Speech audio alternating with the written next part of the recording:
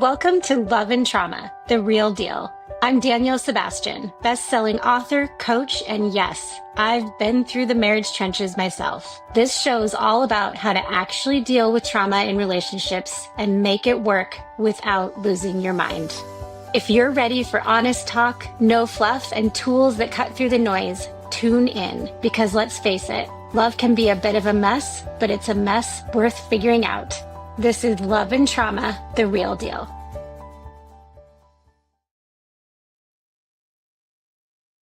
In part one, we heard Love's story.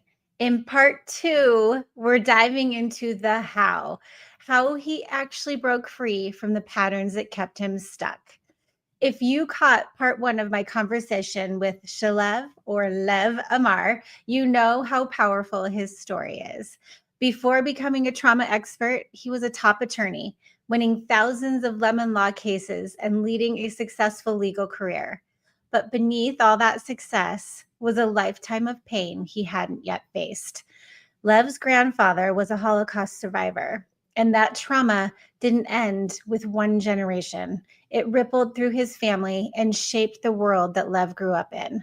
And on top of that, he experienced the deep wound of being taken away from his mother as a child. And all those layers of pain, silence, and survival shaped who he became until he decided to start healing.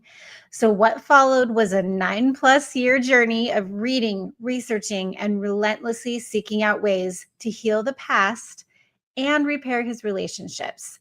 And the discoveries he made along the way are nothing short of profound. This conversation was so good with Lev that I had to break it into two parts. In part one, you heard Lev's raw, powerful story and how those early experiences set the stage for everything that followed. But in this episode, part two, we're going to dive into the real tools and methods that helped him release the weight of his past. And I'm telling you, you want to hear everything he's tried, because when I say he tried everything, he really tried everything. And some of them sounded even just a little bit crazy. But Lev has read, studied, and practiced thousands of hours of trauma work, and today he's breaking down what really works when it comes to healing, rebuilding trust, and creating safety inside relationships. So, if you've ever wondered how to turn insight into action, this episode is for you. Let's jump in.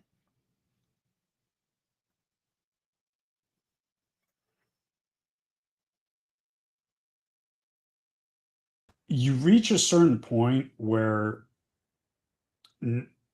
again, knowledge is valuable. I'm not going to say that it isn't. But when it comes to trauma, it gets to a point where you have to actually take action to process and release it. And I realized that although understanding was helpful, I still had that emotional pain internally. So I had to do things to process and release it. And it was just through a process of trial and error and iteration, going to lots of, like I said, lots of seminars. I also watched, gosh, thousands of hours of YouTube videos and podcasts, and I was able to just start to piece things together. Okay. And then I just realized, okay, that's what's missing. I need to actually process and release this stuff. Um, like I understand the source, I understand the effects, and now I have to like go through the work of like physically getting this out of my body. And so I just started to try different processes, uh, different treatments, different healing methods. And again, a lot of trial and error involved. But Mhm. I did find things that worked Did eventually. you do talk therapy? Did you talk it out? I did. Okay. That was I one did of them. I did talk therapy, I did Uh-huh. EMDR, Okay. but again, talk therapy or life coaching or spiritual counseling, all wonderful guidance and helpful. It helps you stay on the path. My belief is that alone for deep seated trauma, for extreme trauma, for PTSD will never work alone. You also have to do the trauma processing and release. So let's get into some of that. Yes. I read a book called the revolutionary trauma release process. And in that book, it's by Dr. David Berceli. He's a great guy. He would actually be a great guest. Mm-hmm. What he came up with was exercises that fatigue the psoas muscles and cause your body to shake. Mm. And so, if you see, for example, somebody getting right after a car accident, they'll kind of be shaking. Yeah. That's a good thing. That's your body's natural way of releasing emotional pain and trauma energy. If you see ducks get in a fight, afterwards, like the ducks are shaking. Animals even do it. And Yeah. so, what these exercises do is they fatigue the psoas muscles because your psoas muscles hold a lot of trauma and also the fascia in your body. And so, once you do these exercises and fatigue your psoas muscles, you start shaking. And oftentimes, when we have bad, painful things happen to us, we don't do the shaking, we suppress it. Yeah. But these exercises are to induce the shaking. And so you start to get that emotional release. You start to release the trauma that's in your body and nervous system and mind. And by the way, that's the other thing people don't understand about trauma.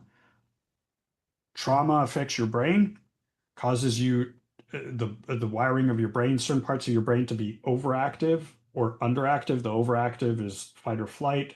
The underactive is dissociation. It causes you to have an enlarged amygdala. It can even be enlarged by 20%. The amygdala is the emotional part of your brain, and that's what makes you more emotional and more emotionally dysregulated. But trauma can also be stored in your body and nervous system. And so your nervous system is overactive, again, to try and protect you. And this might sound a little woo, and look, I'm an attorney, I know how to be logical, but one of the things I realized is to overcome this, I need to just put everything to the side and just be radically open-minded and being willing Yes. to try and learn things. Yes. And and trauma can also be in your physical body, and we also have a bioenergetic field. That's how MRIs work. The MRIs are evaluating basically your body's magnetic field. Trauma can even be stored there. And so the trauma release exercises that helps to get the trauma out of your body and your nervous system, the trapped trauma. And that worked really well for me. One word of warning, sometimes it would be helpful to do those exercises with a therapist present because Yeah, I was gonna say, you might have because do stuff you that, get to actually bring the feelings up yeah, and you have support because verbally? sometimes you Yeah. might have like you could have potentially an anxiety attack or Yeah. just it could be really difficult emotionally. So Okay. I'm kind of like a do-it-yourself type person, but I understand that Hmm. it could be helpful to have a counselor or a therapist there. Um, and Did it help you by doing that? I'm just curious. Did it help you then?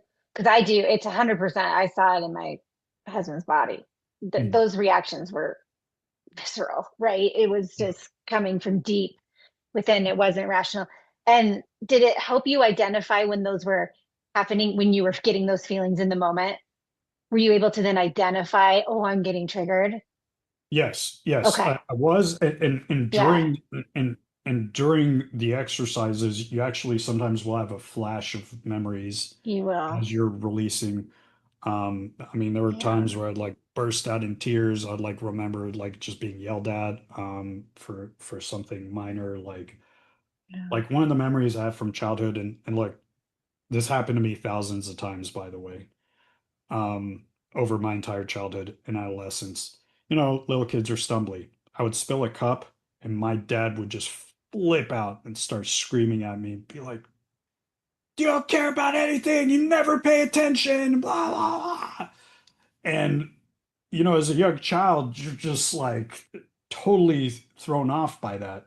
And before I start to do the trauma release work, if I spilled something, I would get Yes. that freeze response. Hmm. So yeah, I start to tie things together. Okay. But anyways, in one of the sessions where I was doing the trauma release exercises or TRE, I had like that memory as I was releasing. Yeah. So that's one method.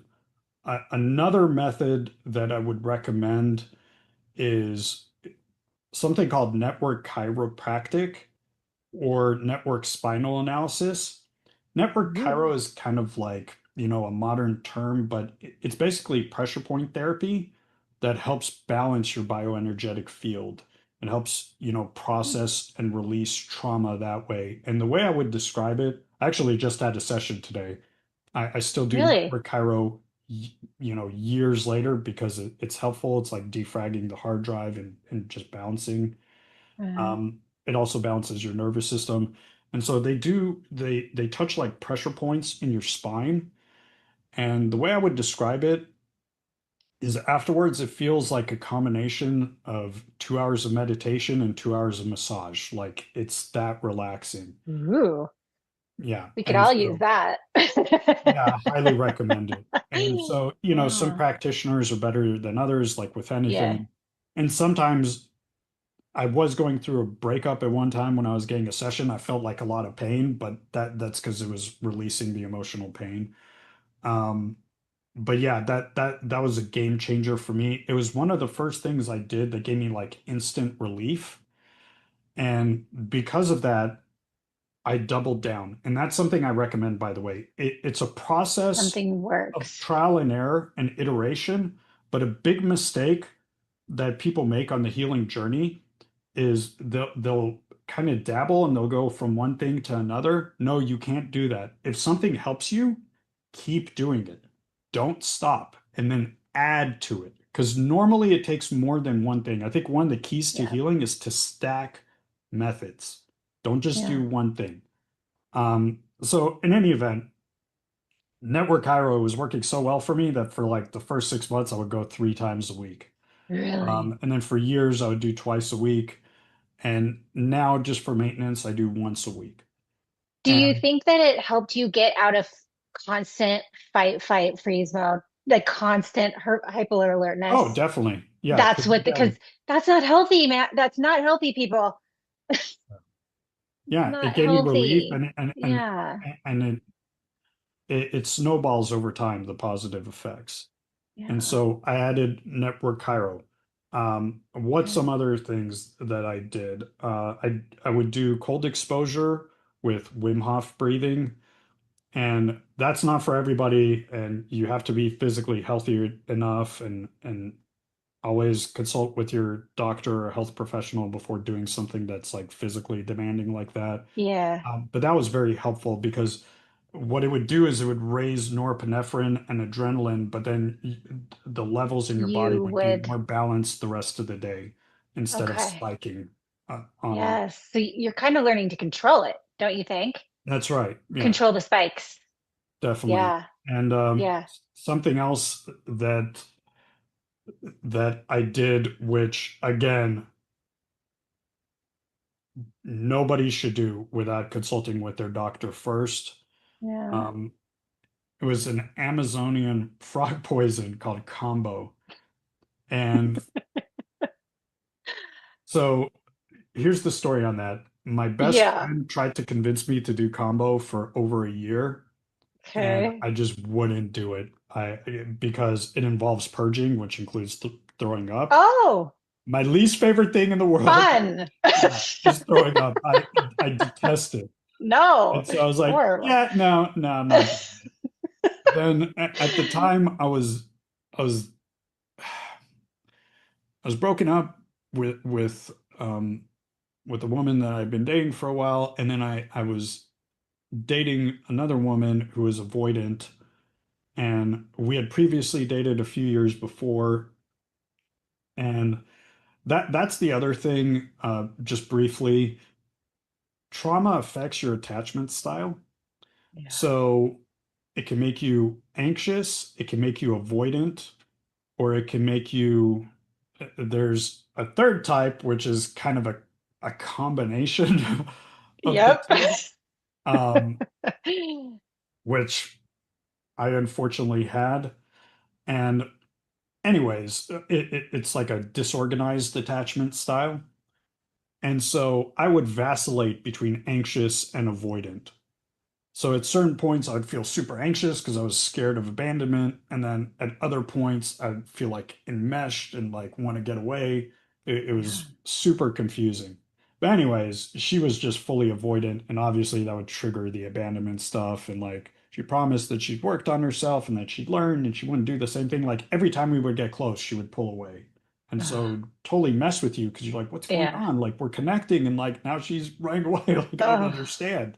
yes. So, anywho, You went to frog poison. yeah. But here's what convinced me, beside the pain of that breakup. Okay. His fiance at the time, now his wife, she was molested growing up and very badly traumatizing to her. And she just told me, she's like, this has totally like changed my life. That's what convinced me to. Okay. Yeah. And but it was very difficult to go through. They basically burn little holes in your skin called gates, and then they put the combo on, and you get super hot and your heart starts racing, and then you feel super nauseous. You drink a couple liters of water before, Oh, and you got to make sure to Lord. have electrolytes and soda Yeah. because it's super dangerous not to have too much water without that. Um, but anyways, so that was just like throwing up into a bucket. And it can make you purge both ways. So then I had to go to the bathroom and I was like Lovely. stereo purging from the front and the back. So that was fun. And it Yeah. lasts about, I even passed out briefly, last 15 to 30 minutes. And then the shaman or the therapist takes it off. Um, and then typically afterwards, they'll blow some tobacco snuff up your nose. It's called hape, and it helps you be centered and grounded. It's synergistic with the combo. But I can tell you, combo is the hardest thing I've ever done in my life. And for 3 or 4 days, you feel totally exhausted and out of it. But then what happened in Yeah. day number 4, like the internal trauma that I had at that time would vacillate between like a 6 and an 8, despite years of work. And after Yeah. combo, it's the closest thing I found to a magic pill. Although, unlike a magic pill, it's very difficult to go through. I woke up and it was like my trauma level was cut in half. And so I woke Really? up just feeling calm instead of feeling all anxious. Mm. Um, Things that would normally tick me off or upset me or cause fear or upset, like they were annoying, but they didn't cause the same degree of response. Mm. And I just couldn't believe it. It was like a miracle. Huh. And so, look, it might not have the same Yeah. effect for each person, but for me it was life changing. And one of the things that helped me kind of get over the hump on my healing journey. It's not enough in and of itself, but it, Yeah. it was Did you amazing. only do it once? No, I did it like You, another 7 times. Um, 7 times? yeah. So here's a word of warning. I would do it with other people. Yeah. Didn't realize it. Like I was releasing my trauma, but then they would release their trauma. And like Yeah. I'm an empath, so I pick up on other people's energies. And then some of it would like get into me. So I Oh, couldn't understand. I was like jeez. feeling better, but not Yeah. the same positive effect as the first time. So whoever's inclined to try it, again, speak to your doctor first. Um, but whoever's inclined to try it, what I would recommend is to have a one-on-one session. Don't do it with other people there because you might pick up on other people's stuff. Okay. Um, so that's one of the reasons I had to do it so many times. But I haven't done it in a few years. I actually have kind of a mini documentary shot about it. It's on my YouTube channel, Really? which is at Transform with Lev. So for the faint of heart, because it does show us, if you're faint of heart, don't watch it because it does show some of the purging. Looks like I'm about to keel over. Um, Anyways, for me, combo was life changing, but Yeah. each person has to find what works best for them. And the other thing that could be helpful, um, and let me give some disclaimers here. I'm not telling anybody to break the law. Mm. Um, Ayahuasca other psychedelics like psilocybin, even ibogaine. They are legal in certain countries and also in certain localities in the United States. Like I believe psilocybin is at least quasi Yeah. legal in Colorado and Oregon. Yeah. So I if think it's anybody Oregon. wants Yeah. to is inclined to try that, only do it somewhere where it's legal.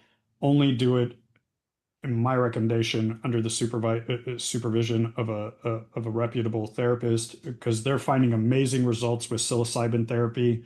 Is it Also, similar to the combo no, that you said? psilocybin Okay. is a psychedelic. You Oh, can have so it works differently. visuals, Okay.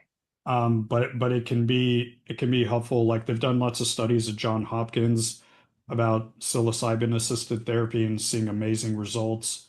Um, and also MDMA assisted therapy. It was almost approved by the FDA, but had a setback last year. They were in phase 3 trials, but I think long term it will eventually be approved as well. And so sometimes, even if it's not legal, if it's like a federally approved research study, you can become a part of that. And Yeah, that's true. yeah, you'll have it done for Hmm. free and it's legal. I'm not telling anybody to break the law, obviously. Yeah. But the main thing about psychedelics, again, it can help with purging and release and increased awareness. Like on one ayahuasca journey, I could it enabled me to see my father and the pain that he was in. And Mhm. it's hard to explain. I was getting like spiritual messages like forgive, forgive, forgive. And it helped me to forgive him. Yeah. And at the time, it was also telling me to forgive my ex. I was like, nope, I'm not ready to forgive. I'm not ready. Not ready for that. Forgiveness can be helpful. So it can be helpful, but the thing is with psychedelics is the integration afterwards of the insights that you get and practices that you take on afterwards are just as important as the session. The I've event. also heard Okay. amazing things about ketamine. I've not personally done ketamine, but ketamine is legal in most states, and and what I've heard about it is that it can make the amygdala less active. And so it helps with the emotional dysregulation. So ketamine can be helpful as well. But what I always caution people is you don't want to have a crutch. These are Yes. tools. Okay. So use the tool to sometimes help you get past a plateau or to progress faster, but you still have to do the daily work. There's no getting beyond that. You have to do integration and you have to do daily practices and routines. Banging your head against the wall trying to navigate the complexities of a relationship impacted by childhood trauma, it doesn't have to be this daunting. When you're married to a partner with unresolved childhood trauma, it can feel like you're walking on eggshells, never quite knowing what will set them off. No matter what you try, it feels like there's always something triggering another emotional response that seems completely out of context. And the harder you try to fix it, the more discouraged you feel. So, what's the issue here? Navigating marriage with a trauma survivor is different. The love languages don't work. Date nights don't work. Self-help books don't help. But here's the good news. I've created something that does work. Something built from years of hard-earned lessons and real-life experience. Ready to take the first step toward real change? Let's talk. I'm offering a free one-on-one call where we'll dive into what's going on in your relationship and figure out a way forward together. This isn't just another quick chat. It's a chance to finally be heard, to share what you're going through with someone who truly gets it. No judgment, just real support. So if you're ready to start making sense of it all and find a little more peace in your marriage, book your free call now. Your happiness, your peace, and your relationship are worth it. Let's do it together.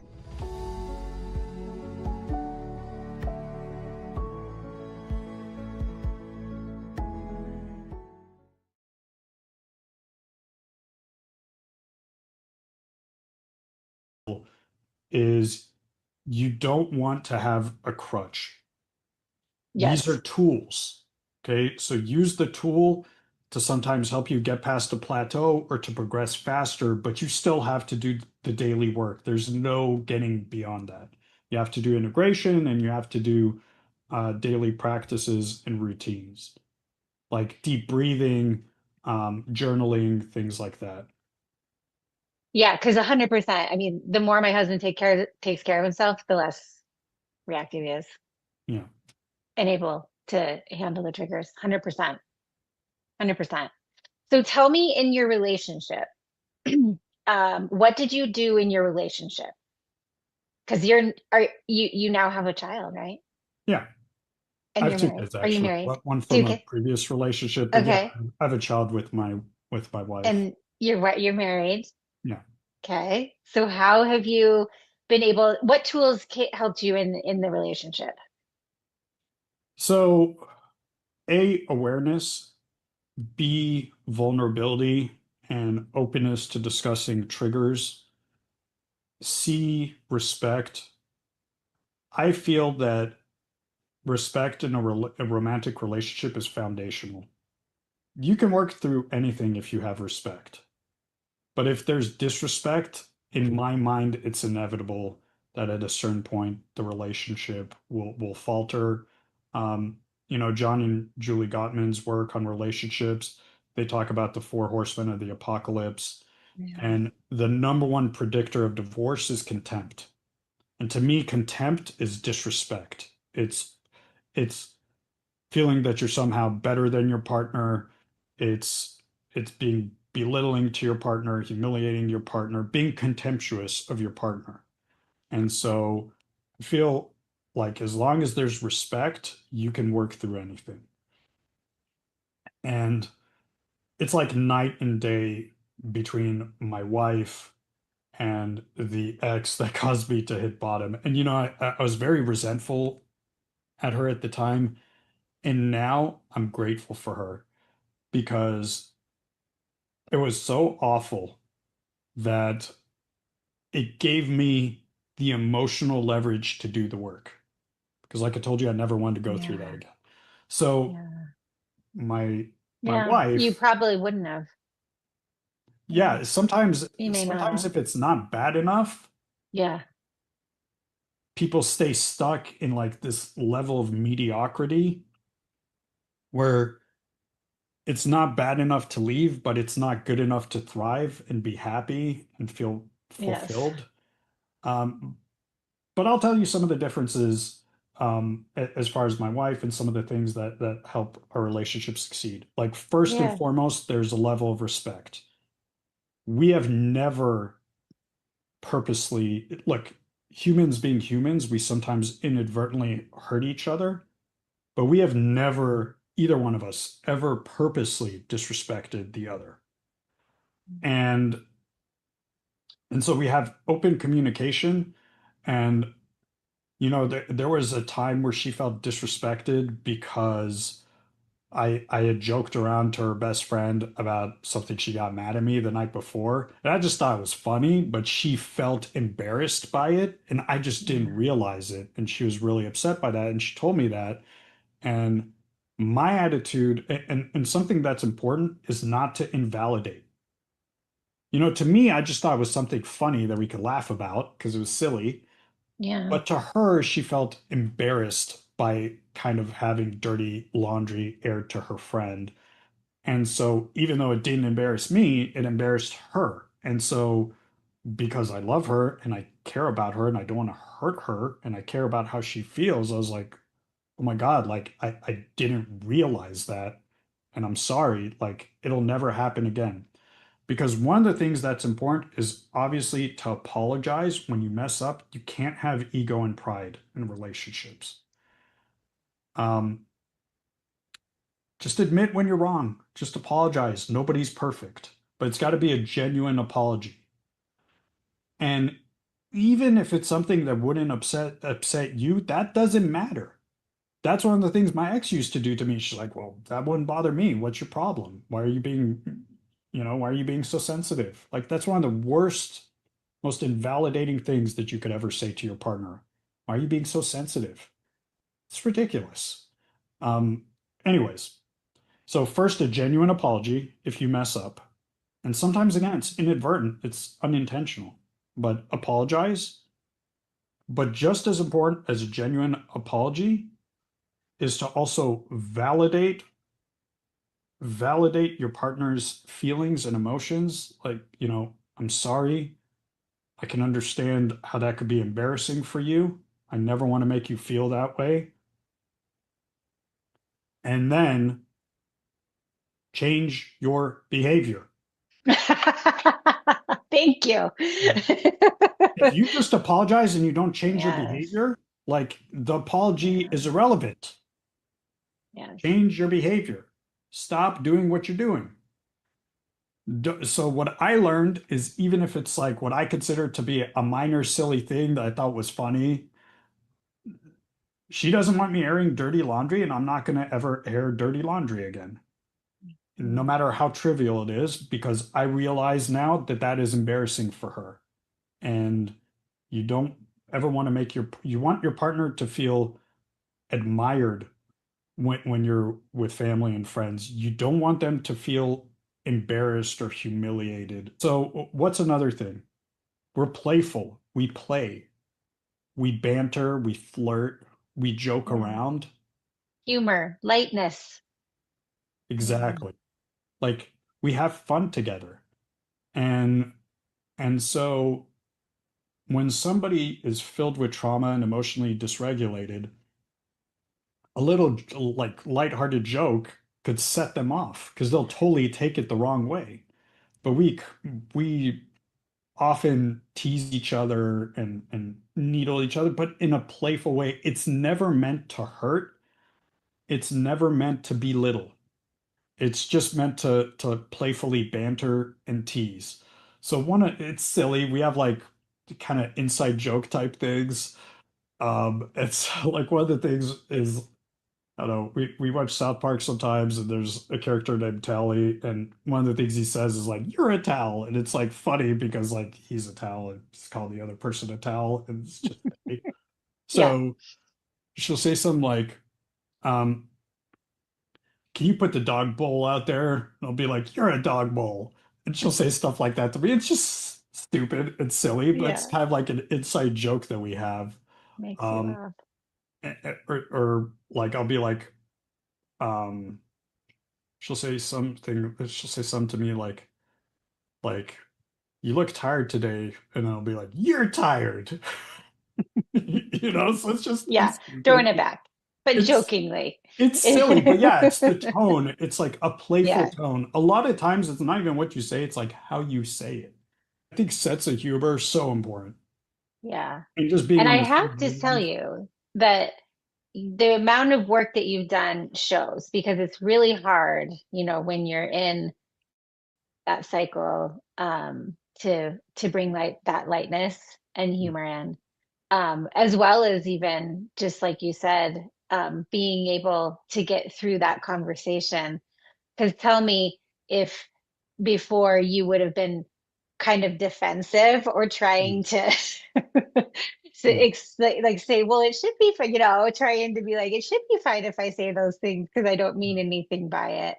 And that just shows how much work you've done, Yeah. Acknowledgement, as yeah, is well. super important. And Yeah. and just an attitude of like same team. We're not competitive. Yeah. This I'm person your is own. not intending to hurt me Yeah, I'm your by any best friend, means. champion, and supporter. I always have your Yes. back. It's me and you, ride or die. It can never turn into a competitive frame or dynamic. Yeah. That's also super destructive. And also, you got to have the uncomfortable conversations. You Yeah. can't suppress Throw it if under the there's rug. an issue, kind of like tiny things, small little things can turn into big dragons, like molehills can turn into mountains. Like you got to have the uncomfortable conversation and and come to an understanding, because what happens is if you don't, the resentment builds. You don't want resentment to build in the relationship. And as long as you feel like you can talk to your partner and they will really hear you out, and they won't gaslight you, and they won't invalidate you, then you're always feeling better about where the relationship is going, because it's kind of like a process of almost like creating the David. You're kind of like creating this masterpiece sculpture by like adjusting things here and there. And it just takes time. Like humans are humans, like we're imperfect. And again, a lot of the times, like we've had very few fights, but the ones that we do, it's usually just inadvertence. And so it's just super important to like hear each other out and come from a frame of not being right or wrong, what's best for the relationship, not proving, and look, I'm an attorney, Yeah. I argue for a living, but not proving like I'm right and this is why I'm right and why you're wrong. Like, Yeah. do you care about being right, or do you care about being happy and improving the relationship? Like being right is nonsense. Like sometimes you can have two totally different, equally valid perspectives. That's what it's about. So it's not about winning. Unless you're both winning, you're both losing. So, love, thank you for everything you're doing. I can't wait to have you back on when your book is is being published, because it's going to be amazing. But where could listeners go to learn more? I think you mentioned the YouTube Yeah, I would say channel. that's the number Is one that the place, number right? one? Yeah, that's the Okay. number one place right now. I have multiple videos about trauma release methods, and I am going to start, recording new videos as well. I don't have anything to sell. I just want to help people. I just want to speed up time for others. I know it just sucks when you're really traumatized and struggling and just life is hell. And what's that saying? When you don't have your health, you only want one thing. When you're healthy, you want 1,000 things. And to me, emotional health is even more, it's interrelated, but it's even more important than physical health, because you could be perfectly physically healthy, but if you're in emotional pain, you're still trapped in hell. And so I want to help people escape from hell and just show them the ways that I found that have helped, that took me years and years to find out, to speed up time for other people, because I know people are suffering, and they're in a lot of emotional pain, and it's affecting every other area of their life, including their relationships. And so, I see this as the key to having just a better overall life in health, wealth, and relationships, is to deal with the trauma, to process and release it. And then everything is better, because, it's cliche, but wherever you go, there you are. You can be in Hawaii, and if you're tied up in knots, it's not going to be a good experience for you. So that is the number one key. And that's why I urge both men and women, but especially men in relationships who have this challenge, you have to put your healing as your top priority above everything else. When you heal, everything else is better. If you're unhealed, if you're racked with trauma and emotionally dysregulated and you can't control yourself, it's going it's going to poison every other area of your life for the rest of your life. My father ended up eating himself to death. There's people, that's the way most men deal with trauma. They drink too much, or they gamble too much, or they eat too much, or they philander. Like none of these things will ever make you feel better. Only doing the work will. You have to face your demons, or your demons will destroy you and everything you care about. And I will just tag on that you deserve happy, healthy relationships, no matter what happened to you in your past. That's right. And Don't it's let not, your past, you know, be something that keeps you from getting what you deserve. that's right. And what happened to you is not your fault. No. Not your fault. This is not about blame. But once you're an adult, it's your responsibility to deal with it. Because again, if you don't, it's going to wreck your life. It's just a matter of time. My life, I went through one disaster to another. my entire life till I finally decided to go on that hero's journey of healing. And it is a hero's journey because it's challenging, but you need to be the hero of your own story and overcome the dragon of trauma, and you can.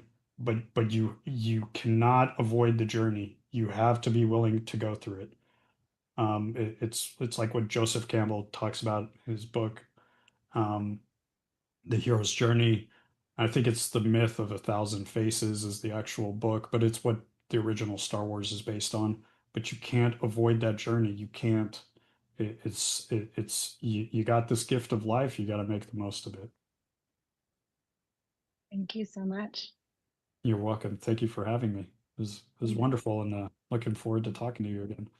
Oh, I can't wait. I can't wait for your book, and I'm going to have you back on because this has been absolutely amazing. Thank you so much for telling your story. I know that it's going to help so many people. So thank you for doing the work. Yeah. I appreciate it.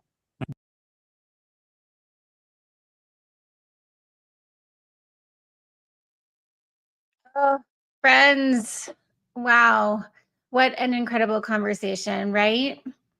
And here's the real deal. My 3 biggest takeaways from part 2 with Shalev Amar. Number 1, be radically open-minded. Shalev's story is such a reminder that healing doesn't always look neat or predictable. And some of the things he tried might sound a little out there, but when it comes to trauma, curiosity is everything. The point isn't to find the perfect path, it's to stay open enough to find what actually helps your body and mind feel safe again. Number 2, and this is so important, double down on what works. Don't just dabble in a bunch of different things and then wonder why nothing's changing. Find that something that genuinely helps you feel calmer, lighter, and more grounded, and stick with it.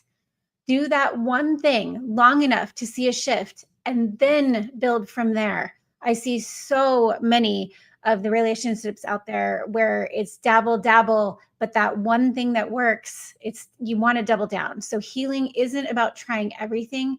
It's about finding what works and doing it consistently.